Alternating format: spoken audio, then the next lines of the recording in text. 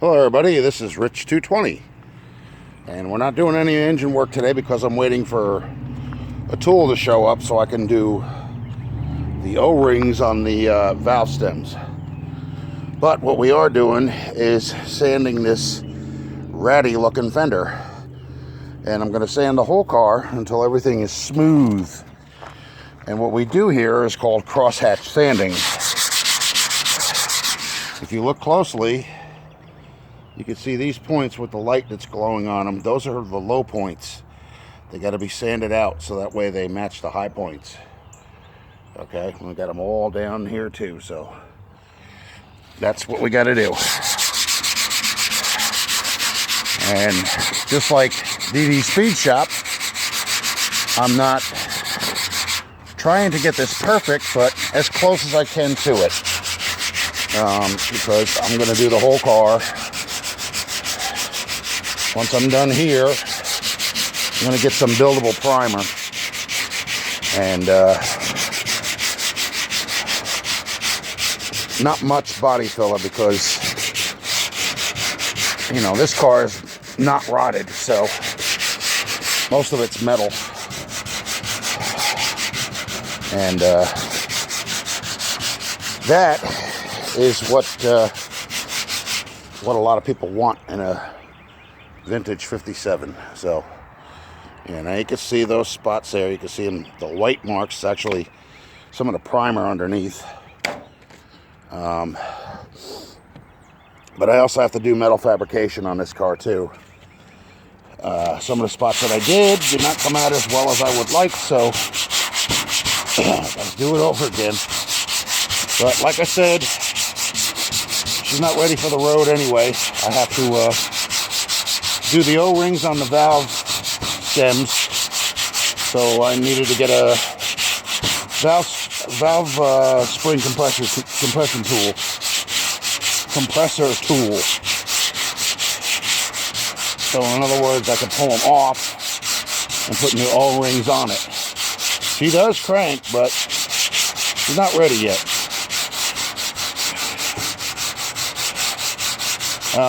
The one thing about the head gaskets, there's been no fluid running through them because I haven't had a radiator hooked up. So when I take the heads off, I want to see how bad they are, which they shouldn't be bad at all. And I might be able to use them again.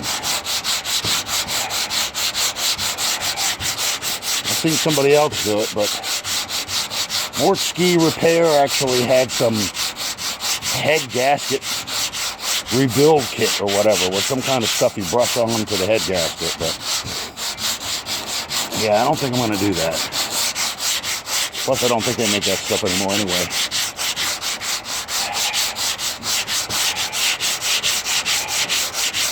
So technically what I'm trying to do here is just get rid of all the low points and bring them up to snuff.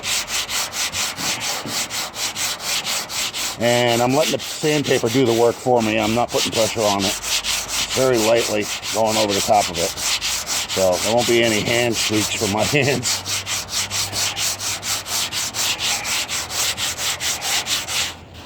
Okay. We're going that way. Now we got to go this way. It's just that a lot of the paint has been coming up. If you look there, you can see it on there. You can see it on the hood. And I'm not happy with that, you know. When somebody puts primer and paint in one, that's what it should be. Not a lie, you know. People got better things to do than sit there and repaint a car because of somebody's BS. You know, but I'll do this one more time, and that should be the end of it. So I'm going to have a seat here. Yeah, I'm even getting up here. I'm going to do everything. The whole car is going to get done right. Because unlike all these other people that, well, it was a project car and I lost interest in it. No. I know what this car is. It's a numbers match 283 V8 engine from the factory back in 57. So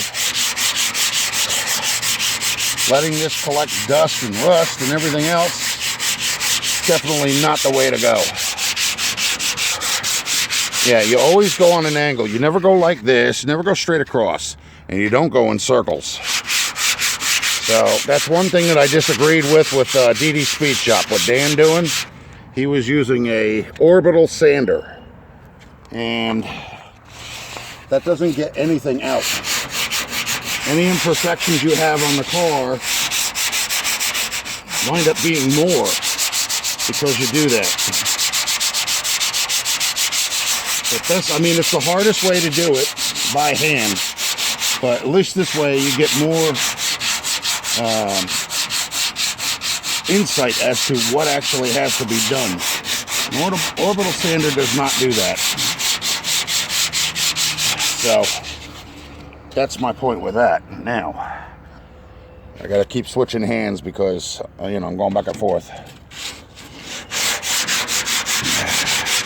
Plus this is at my eye level, so I could see just where it needs to be sanded instead of it being filled with a bunch of dust.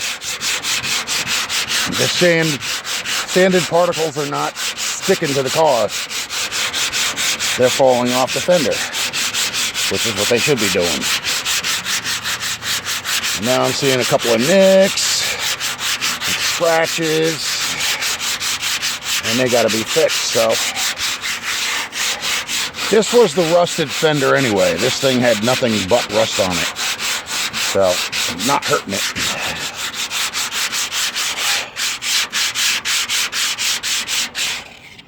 It's a lot of sanding, and it's going to take a lot of time to do this. So that's my point with this.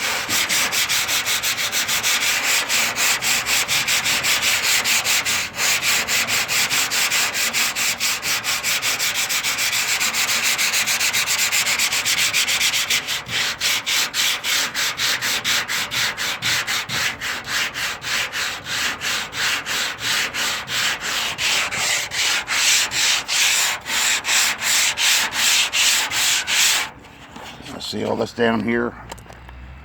It's all dents and bubbles. Well, it's actually in a lot better shape than what I started with, but not to my, you know, it's not where I want it to be. I want it to be perfect or close to it. So if I got to use a little bit of body filler, so be it. There'll be some low points that I won't be able to get to because of the bumps in the fender metal.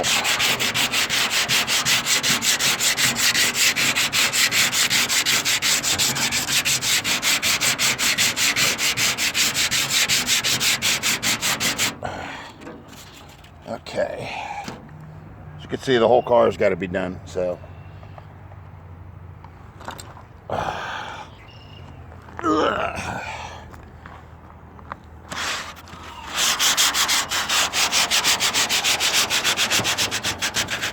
Let's lift the hood up.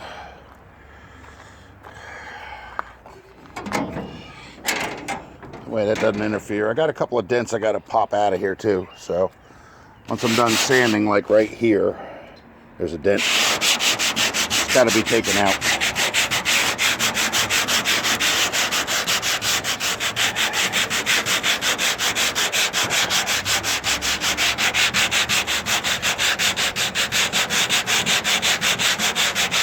Yeah, I came out here one day to do some work on the engine, and I seen that the thermostat housing had all these seeds in it from a mouse or something. I would assume it was a mouse, because I don't think a rat would eat something that small. So I got it out of there, and then of course I plugged up the hose, because I don't want nothing in there, you know. And then the two holes for the water pump, well, they were also exposed too, so I figured, well, better cover them up.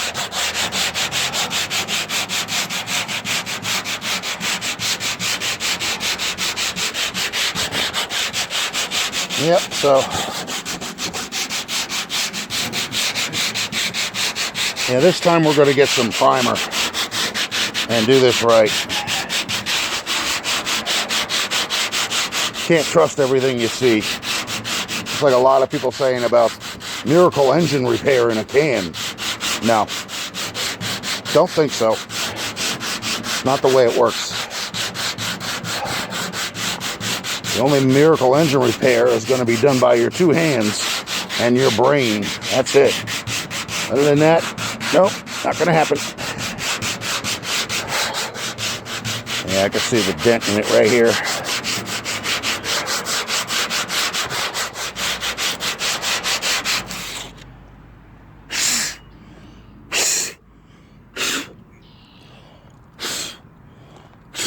Damn, that's a lot.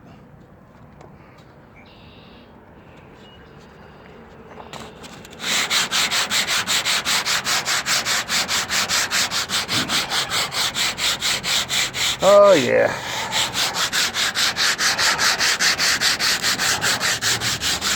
Yeah, probably what I'll do is this weekend I might come out here and, you know, I'll put the timing chain cover on properly because it's not on there. Because the heads are above it, and I can actually put the, I can put the water pump back on too. All I gotta do is take off the intake and both heads again. But sometimes that happens. You know, you think everything's okay, and it's not. Okay, well, let me see here.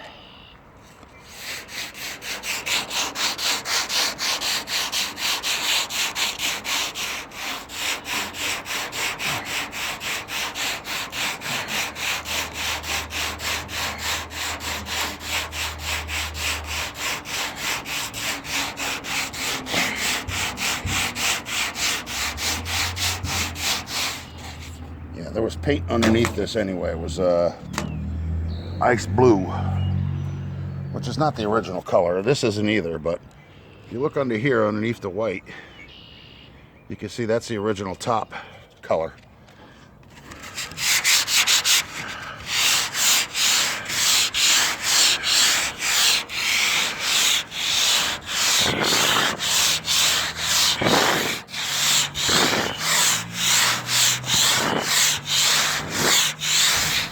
Now this is like really fine, or not fine sandpaper, really coarse sandpaper. But my point behind this is trying to get the dirt out too. You know, not just sanding the loose paint off, but trying to cover all avenues.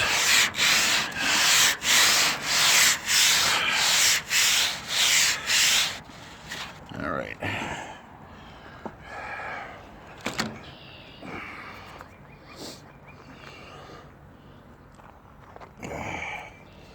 And even over here, like there's some spots that are annoying, like this here. You know, that's got to be sanded. And if anybody has one of those bumper extenders that gets connected to the fender, I need one for the driver's side. I got to get that dent out yet. There's another dent here, and it's all cracking. And you can see up here, the paint is starting to peel there. I'm not liking that. So pretty much got to do the whole car. I haven't taken this side off yet because all the work still has to be done here, and when I'm ready, then I'll take it off and, you know, do the sanding. It's a shame too because some of that came out nice and shiny even after wet sanding, but got to do it right or don't do it at all.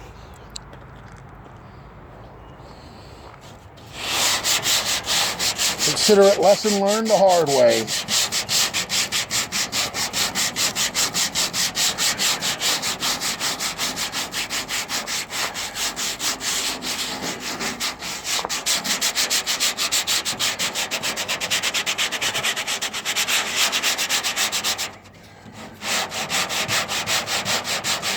Yep, even the sides, all this stuff has got to be done. So I guess you guys get the general idea what I got to do here. I'm not going to keep you guys sitting here watching me sanding for hours. It would be rather boring for you guys. But, you know, I'm just trying to give you folks a better idea that, you know, like one, never trust a can of paint that says paint and primer in one, because there's not.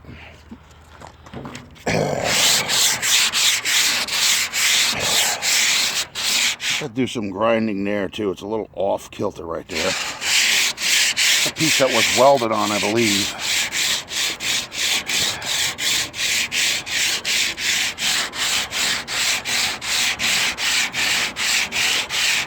I'm just taking my time with it. I'm not in a hurry. You know, we're not going to win any medals by speeding it up. That's just going to make it, you know, more work. So, well, they got something underneath there. I don't know if it's brass or... It's like a brass filling. That must have been done a long time ago. See right there? It's like a gold color.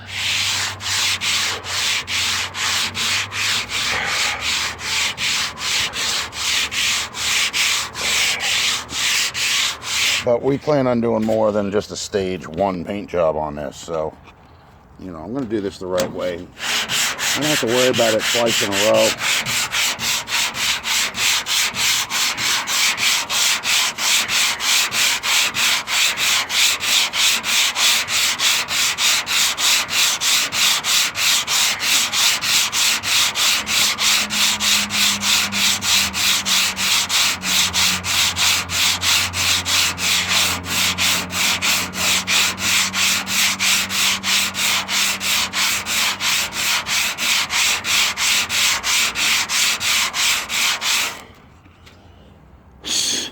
Wow.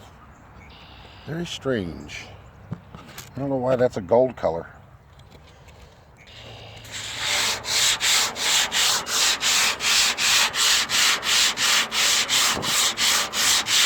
There's a dent there.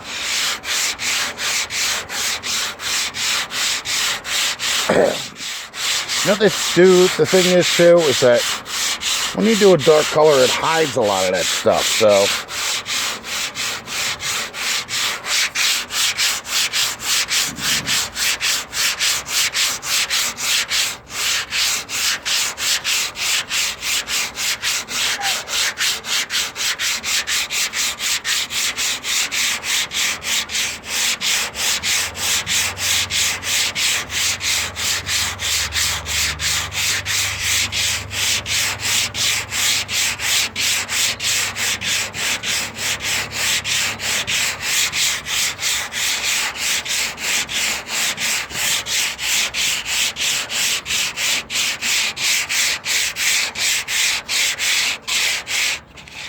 yeah. Yep. All right. Well.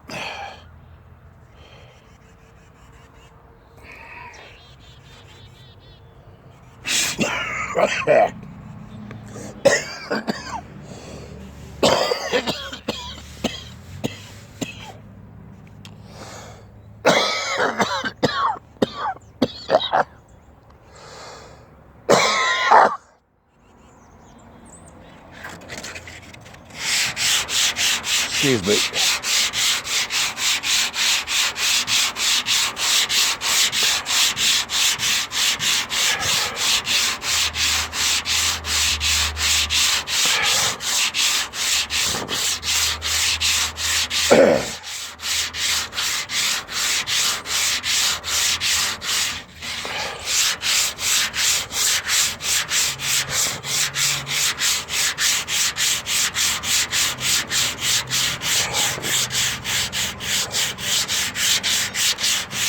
Yep, you can see there's a dent there. That's got to be fixed. Either that, or maybe I might get lucky enough to sand it down to make it smooth. I don't know.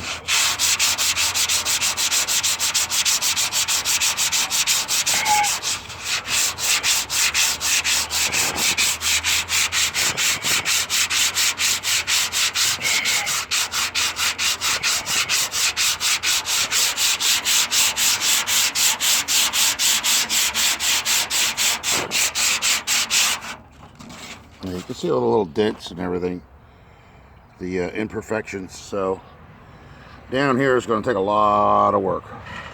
Up here, not so much. But still want to do it anyway, get it over with, you know, so that way it's not going to give me a problem. All right, folks, please like and subscribe, and I'll catch you on the next one. All right, bye.